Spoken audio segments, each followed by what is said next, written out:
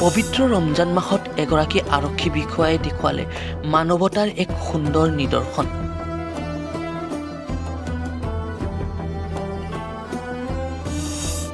এগৰাকী আৰক্ষী বিষয়াই মছজিদে মছজিদে বিতৰণ কৰিলে ইফতাৰৰ সামগ্ৰী।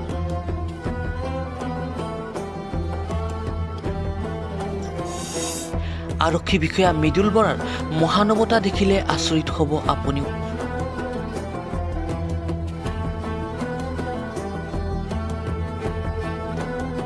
আৰম্ভ হৈছে পবিত্ৰ ৰমজান মাহ। ইছলাম ধৰ্মাৱলম্বী লোকসকলে এই পবিত্ৰ ৰমজান মাহত ৰোজা ৰাখে। এই পবিত্ৰ ৰমজান মাহ উপলক্ষে দেওবাৰে বৰপেটা জিলাৰ মাজদিয়া আৰক্ষী চকীৰ ভাৰপ্ৰাপ্ত আৰক্ষী বিষয়া মৃদুল বৰাই মাজদিয়া, গড়েমাৰী, কুকাৰপাৰ, কঁঠালগুৰি আদি গাঁৱৰ কেইবাটাও মছজিদলৈ গৈ মছজিদ দৰ্শন কৰাৰ লগতে ইফতাৰৰ সামগ্ৰী যোগান ধৰে। আৰক্ষী বিষয়াগৰাকীয়ে ব্যক্তিগতভাৱে ইফতাৰৰ সামগ্ৰী যোগান ধৰাত অঞ্চলটোৰ সচেতন লোকে প্ৰশংসা কৰে আৰক্ষী বিষয়াগৰাকীক।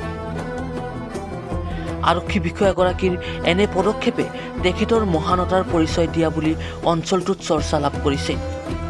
মাজদিয়া আৰক্ষী চকীৰ ভাৰপ্ৰাপ্ত আৰক্ষী বিষয়া শ্ৰী মৃদুল বৰাই পবিত্ৰ ৰমজান মাহ উপলক্ষে মাজদিয়া আৰক্ষী চকীৰ অন্তৰ্গত সকলোবোৰ মছজিদত দৰ্শন কৰি প্ৰত্যেক মছজিদতে ৰোজাদাৰসকলৰ কাৰণে তেওঁৰ সামৰ্থ অনুযায়ী তেওঁৰ ব্যক্তিগত ফালৰ পৰা ইফতাৰৰ খাদ্যবস্তু সামগ্ৰী যোগান ধৰে।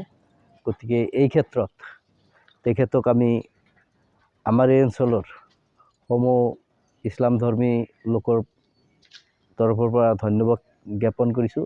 লগতে তেখেতৰ বাবে আমি দোৱা প্ৰাৰ্থনা জনাইছোঁ। পবিত্ৰ ৰমজান মাহত ৰোজা ৰাখি তেখেতলৈ আমি দোৱা মাগিছোঁ, তেখেতক যাতে আল্লাই ভাল কৰে। এইখিনি মোৰ ক'বলগীয়া।